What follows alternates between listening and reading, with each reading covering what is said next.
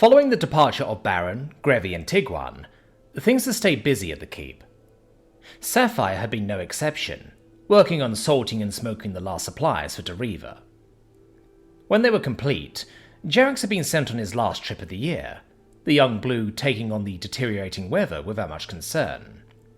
No one was worried. He was a blue, and it wasn't really a storm. His crew also had very nice winter gear available, so there should be little difficulty in making the flight. For the people at the keep, and especially Wiperna and Raoulf, the relief of the goats finally being gone had been palpable. Both of them took the evening to relax a little, safe in the knowledge that no damn goat would have gotten out, only to show up on the roof of the chicken coop the following day. But not only had Jerax rid them of the damn goats, he had brought back some fruit and other assorted berries less than a day later. Nothing good or even that sweet, and most of it well on the way to being dried for winter already. That was fixable though, with a simple dunking in water. Tom had given up a recipe for them to try. He himself was far too busy, so it had fallen to Sapphire to gather up some volunteers, which she did happily. Most of the Huntresses were busy, sadly. Dakota and Essie were taking bow and foe through some book classes on just what one could pick and what you should really leave alone in the forest. Jackie was of course helping in the forge, a job which Sapphire was quite pleased she hadn't ended up needing to do. Raoulf and Wiperna stated they had preparations to do before things got worse for the rest of their animals, much of their time having been dedicated to goat hunting. Ray was cleaning like a madwoman, there still being quite a bit of mess left over after the last hunt. Saf really didn't want to put further work on the poor cripple, so had left her to it. Fengi was free though, and she wanted in. She had ended up bringing Unkai along as well. Sapphire did consider going to fetch Maiko, but honestly she had no clue where he might even be. Most likely he would be working on a drill, which she had no intention of getting involved with. The Black Dragon really hadn't taken things well after the verbal bout with Tiguan, or more rightly their reaction to her espousing her opinion so vehemently. She had been forced to sleep outside, and had been fed nothing but salted game meat since. Sapphire had been avoiding her as best she could, but Fengi of course could not. The only work there had been for the dragon was assisting with the final moving about of materials to and from the warehouse to make it ready for winter. The three of them had followed the strange jam recipe to a T. Converting measurements was a bit tricky, but they managed. The important part was the ratios after all, rather than the actual amounts. The first batch hadn't come out quite right. Apparently their homemade jelly wasn't quite the same as gelatin. What exactly the difference was, Sapphire didn't know, but she was hardly a stellar cook. Tom had also warned them to boil the jars first to make sure they were properly clean. Zaph wasn't quite sure why they would make them cleaner, but she knew better than to question the human's methods. Callinger had questioned if, perchance, the food situation wasn't as good as they had all been led to believe, when he walked in on them essentially trying to boil soup on a bunch of jars, but he brought the explanation well enough. At least, Sapphire hoped so, else they would be mocked for that one for weeks, especially if it didn't work this time. As the second attempt bubbled away on the simple stove in the large steel pot, silence reigned in the kitchen. This time they had used twice as much jelly, but Sapphire thought that maybe they had gotten it too hot last time, so she was watching the fire closely. It was flickering gently inside the old stove, flames licking lazily up the sides of the pot. Fengi and Unkai sat at stools behind her, backs to the large table they often used to work dough or other large items prior to cooking. "Let's hope this one turns out a little better," Sass said to no one in particular, just wanting to break the silence as she added a few more dainty pieces of firewood. "It's our last chance after all. No more berries." "Yep," Fengi replied automatically, Unkai not weighing in. Saf couldn't believe they didn't actually have anything to talk about. Well, she knew they did. The mood was just a little quiet. She knew why, of course, but how to broach the subject? Should she even?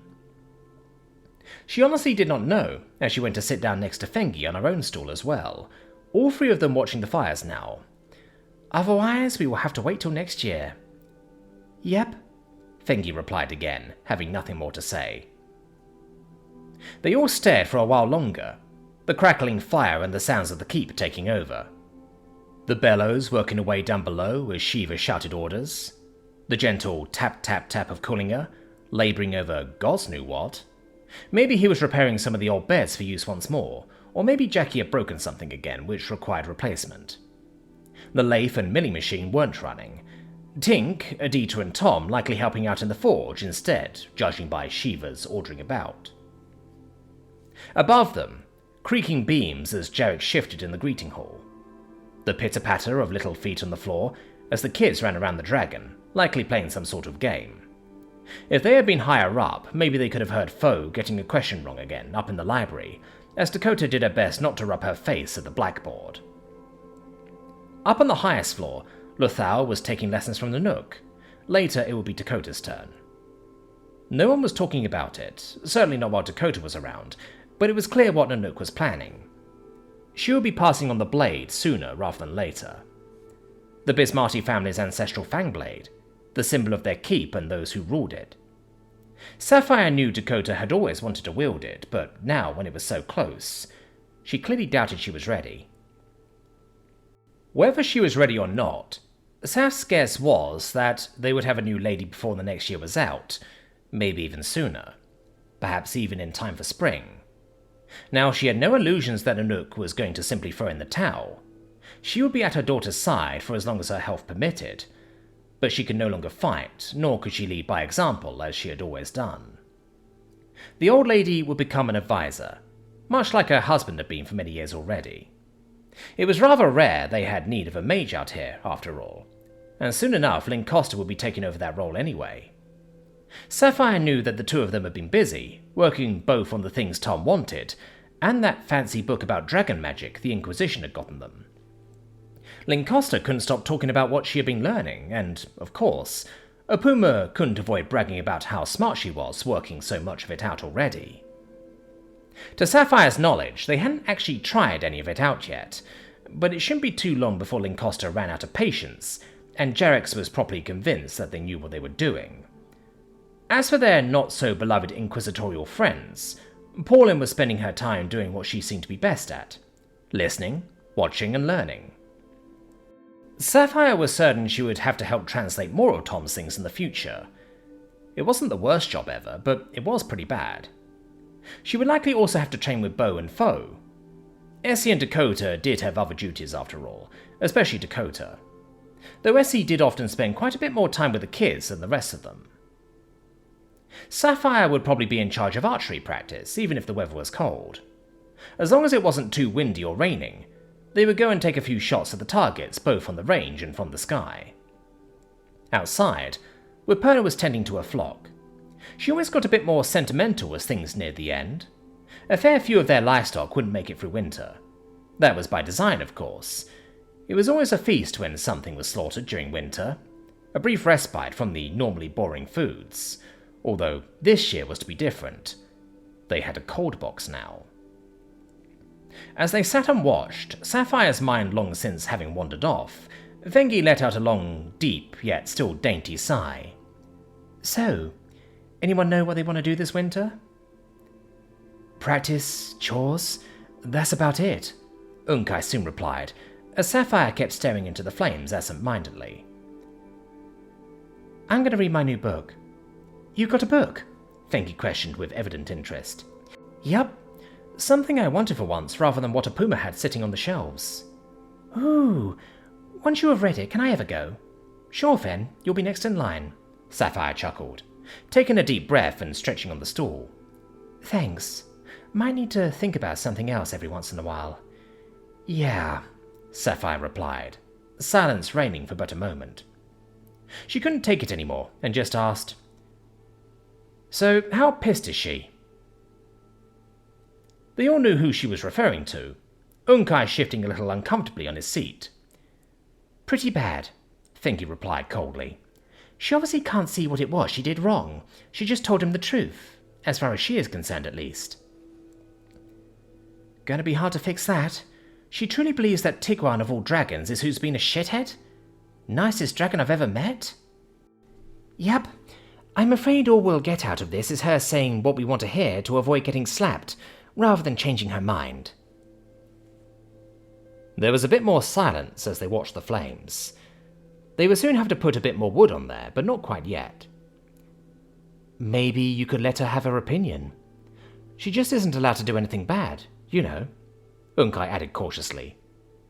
The two women turned to look at him, the guy shrinking under their gaze. And let her do something like that to Tiguan again in spring? Come on, Sapphire demanded, not convinced. She could see the merit if they were dealing with someone semi-reasonable. But Yldril? No way. Other people are going to be mean to him anyway. He should learn to just not listen to them, no? And you think she's going to learn from that how? Even if he's fine, letting her do as she wants is clearly not very smart. Well, you are proving her right. She says you won't tolerate her unless she rolls over. Then you force her to roll over, right? Like a child who thinks their parents are evil, you just allow them to cry. Sapphire blinked a few times. They were so soft yet so heartless at the same time. Unkai, the goody two-shoes wishing to leave a several hundred-year-old dragon to cry like a toddler who didn't want to eat their vegetables. I mean, that might work actually, Fengi yielded, seeming to consider it seriously. Gonna be hard to get everyone on it. You just know that Raoulf and Balathon will not be able to resist. Probably not, no, Fengi replied with a sigh, as Sapphire got up to finally tend the fires once more. It's worth a shot, no? I don't want to be mean, but I think after Tiguan you only made it worse. Sorry, the young guy added, ducking his head. Oh, now come on, you don't need to do that, Fengi reassured. She reached over and placed a hand under his chin, raising it up a little. It's a good idea. I think it is worth trying at least. Heavens know I don't have any better idea, and she'll be sleeping before too long. Would be nice for her to turn in on a high note. Yeah, actually, when exactly does she do that? Fengi questioned as she leaned back, patting her lap. It took a few tries before Unkai got the memo, moving over and getting embraced from behind. Fengi might be quite small, but Unkai was smaller. They look cute together, Sapphire concluded, like a 3/4 scale couple. No clue. I always thought they had some control over it, Unkai said as he got a little more comfortable, slowly relaxing. Well, I suppose we can always ask her. Or Jarix, Sapphire offered, shrugging. You want me to go? Let you two lovebirds watch the pot in the meantime? Nah, I'll go.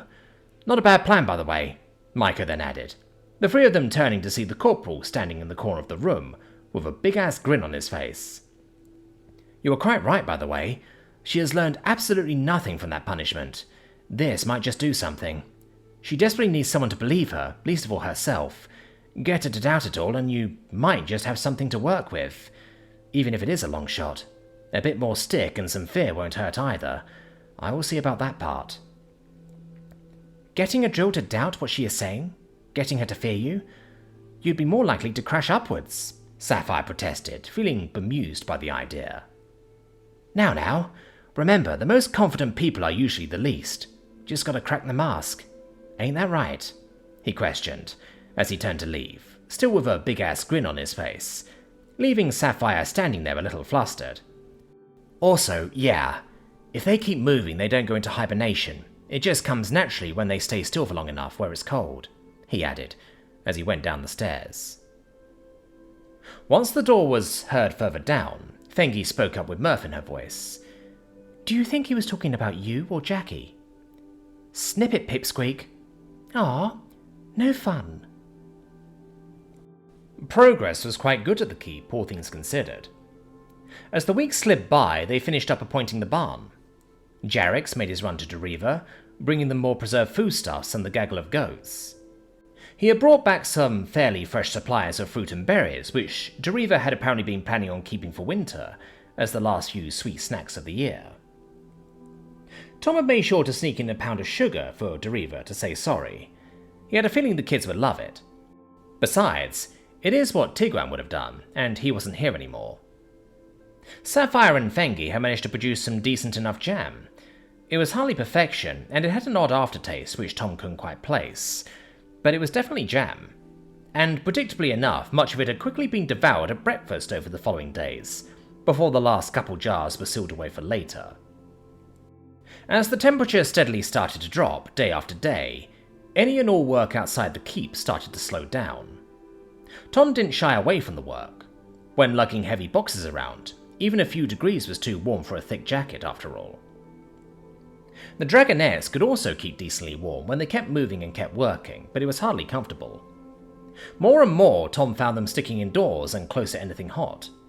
Even Tink and Adita spent less and less time in the workshop, in favour of the far warmer smithy as they toiled away.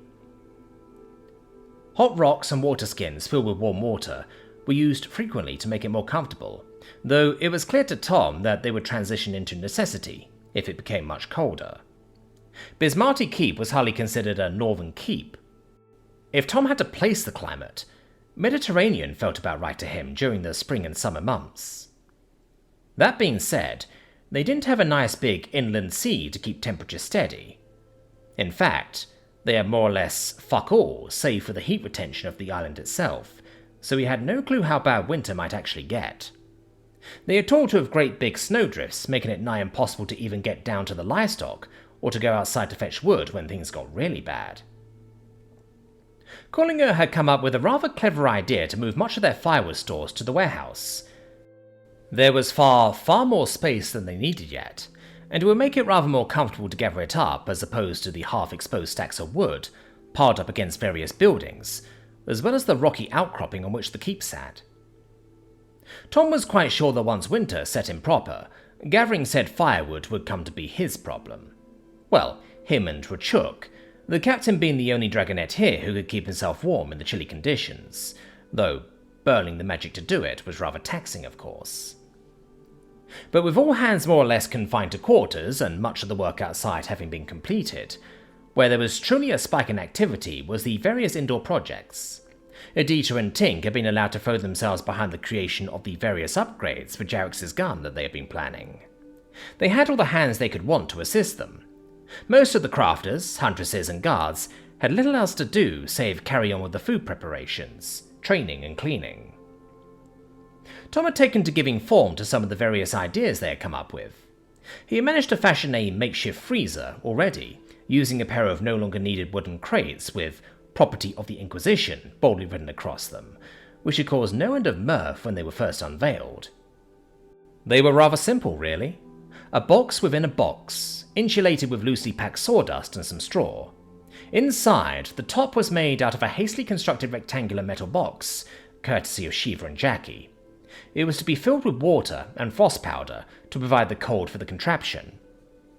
A simple enough idea, really, just a touch expensive for out here on the frontier. Tom had watched the two of them hammer out the plates in record time. He had been allowed to help with the first stages of it, and he thought he had put in a pretty good effort. The change in the note of the singing still once Jackie took over shut him up, though. But they had a basic freezer. He had no clue how cold it might actually be, but it sure was freezing. His proposal to use it to make ice cubes to put in the water so you could have a nice cold refreshing drink hadn't been met with much enthusiasm. Rather, they had all stared at him like he was fucking mad. Tom had proceeded to make an ice cube tray anyway, or rather, he tricked Collinger into making it, by telling him it was part of the firebox for the boiler that he was planning on trying to cobble together. He was quite sure the carpenter would be rather cross with Tom when he worked out what the really rather lovely bit of woodworking was actually for, but Tom had a feeling it would likely be quite a while before that man decided to stick his head inside the freezer. The first time he had plucked a few ice cubes into his water for dinner had most certainly been worth it, though. They just gawked at him as they all stood and waited for warm water for making tea from the big-ass pot, or maybe it was more accurate to call it a cauldron. The next, and rather more sizable project Tom had thrown himself behind was of course the central heating system. He had really wanted to have a go at making pasta, or maybe something else for the kitchen, but Shiva and Jackie had already been working on making the segments of pipe, which Tink had to spare some time to cut the threads into. It was slow and laborious work, and they had ended up with so many failed castings that even Shiva had stopped keeping count. She was a platesmith, not a damn foundry worker, as she put it, but still, things did improve ever so slowly, as they dialed in the process. At this rate, quality charcoal might actually run out before winter was out though, which was a concern. They had perhaps rather miscalculated their stocks during autumn, based on the assumption they would be forging in the forge rather than heating up crucibles of molten iron day after day. The extra hands available had at least afforded them the added reassurance of 2 guards waiting with buckets in case something went wrong.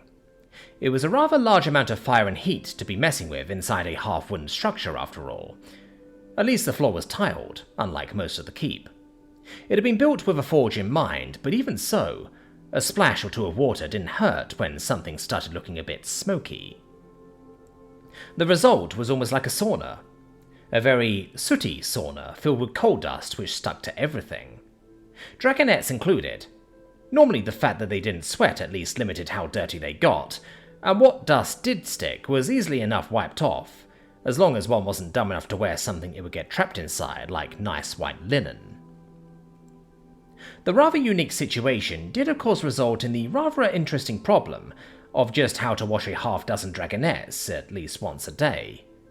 The answer, rather amusingly, had been communal bathing in the Grand Hall, which, come to think of it, might be part of the reason they didn't have any trouble getting volunteers for the bucket brigade from the guards. Normally they bathed in their rooms. It didn't take much when you just needed a wipe down, but now, hot water was a scarce resource. A big-ass tub was brought out and filled with hot water from the fireplace behind the high table, which they had used for spit roasts a few times before as well as keeping big pots warm during the meals. More water was sometimes brought up from the kitchen and poured in alongside cold water to ready the bath. Then it was a matter of in you go one at a time to get scrubbed clean. Tom didn't really get why the guys were excited by the idea. They didn't even get to share the tub, but maybe it was more like going to the beach or something. And if you weren't going in or scrubbing, you didn't really have anything to do in the hall, so it would be rather obvious you were just there to ogle. Predictably, Balathon had gotten a brush hurled at him once by Shiva when he wasn't doing his job much, to the amusement of everyone involved. And to his own detriment, as when it was finally his turn, Jackie had volunteered as a scrubber. She did a very thorough job indeed.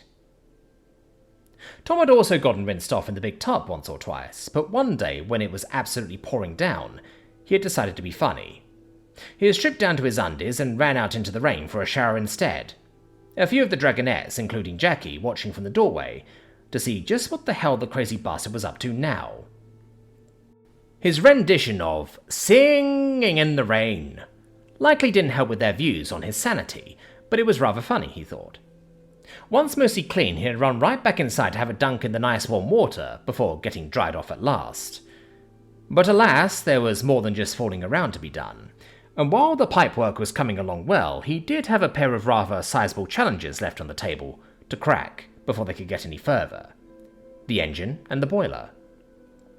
As it turned out, his most useful source for putting together a design which they could actually fabricate wasn't any of the literature he had brought with him, but rather a detour. The artificer clearly knew her way around steam-based systems of all sorts, and while getting her to think in terms of something they could actually produce was something of an issue, there was no doubt she knew what she was on about in regards to making it work. The final design had consisted of 2 circuits built into the same boiler. For the boiler, they had settled on a vertical fire tube boiler, meaning that it was essentially a large drum standing on its end with a firebox at the bottom. Then the fire and smoke were taken up through the boiler in tubes surrounded by water. It was a rather simple design, in theory. Once it had imparted most of its heat into the boiler water, the smoke would pass back down the back of the boiler vessel, running through larger pipes for a second tank of water. This one designed to heat the keep using excess heat from the boiler. Heat could be drawn from the steam circuit to the warm water circuit by opening a valve to let steam run through some tin pipes submerged within the large hot water tank, equalizing the 2 systems. In theory, it should be a fairly efficient and decently powerful setup. If Tom had his math right, it should be capable of supplying around 15 horsepower worth of steam pressure, which sounded alright to him. Whether or not the excess heat would be enough to meaningfully heat the keep was a little more doubtful, but at least it should help. And if it ever came to that, there wasn't anything stopping them from making a dedicated heating boiler and adding it to the system. He had considered using convection to carry the water flow, but in the end that just sounded like far too much of a hassle, and far too likely to quit on them without warning. So rather he elected to use the steam engine to drive a small pump. Said pump would also serve as the water injector into the boiler, which had actually been Adita's idea. Making the engine and pump shouldn't be too much of a challenge. What had Tom worried was the boiler. The brazing of the internal pipework was going to be one hell of a challenge. If there was any flaw at all, it could blow a pipe out inside, filling the whole smithy with scalding hot steam. And they were using hand-brazed pipework made in a forge. One idea was to place the boiler in a room below, one of the storage rooms most likely, to minimize the danger, though someone would need to stoke it regularly. Welding was completely out of the question. The only kind that would have any hope of working was Tig, and he wasn't getting his hands on pure argon anytime soon. They would have to settle for old-timey safety procedures. They were going to install safety valves and some sort of crude pressure gauge, even if it might just consist of green, yellow, red, and dead markings rather than actual pressures. And they would of course need to pressure and heat test it somehow, preferably to something far, far higher than they would ever operate it under. Alas, that was a problem for later. In the end, the only one spending less time in the workshops and smithy than before was Junior. He had ended up split between assisting his father and spending time with Redexi as Zarko and Jarek settled down for some bookside lessons before the dragon had to be put to sleep for the winter. Jarek's wasn't really much for the lessons from what Tom had been able to glean.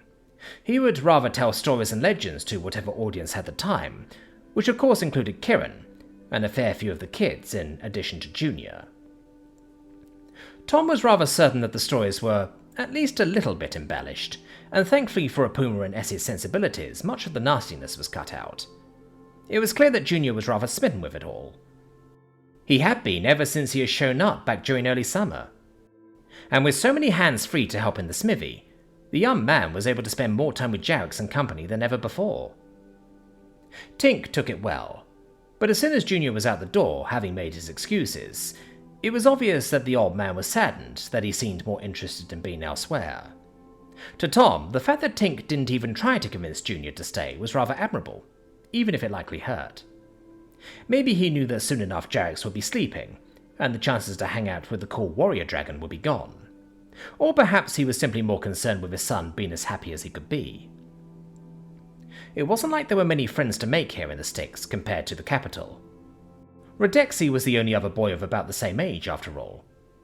Tom had spied both Beau and Foe sitting in on some of the dragon's stories one time, when he had come through heading up to the bedrooms to fetch some things. There hadn't been any sign of summer romance between those two groups, but at least they didn't seem to hate each other either. Come to think of it, winter would likely be the first time they would actually have a chance to spend any sort of time together, as they had all been working quite hard ever since arriving at the keep way back when. Question was, would they? Tom didn't really know, nor was it really his concern. For him, the biggest boon of Jarek's holding a story hour, as opposed to Apuma, was that Kiran didn't complain about going.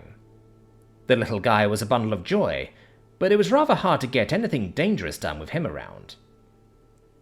The children, of course, still had their classes with Apuma for much of the day, so their daily routine hadn't changed much. There was still time in the evenings for cuddling up on the bed with a laptop for a movie. Tom even taught the little guy to play Minesweeper. Actually being good at Minesweeper was a ways off still, but one step at a time was the name of the game. All in all, things were going quite well at the little keep out in the middle of nowhere, even as the world moved around them.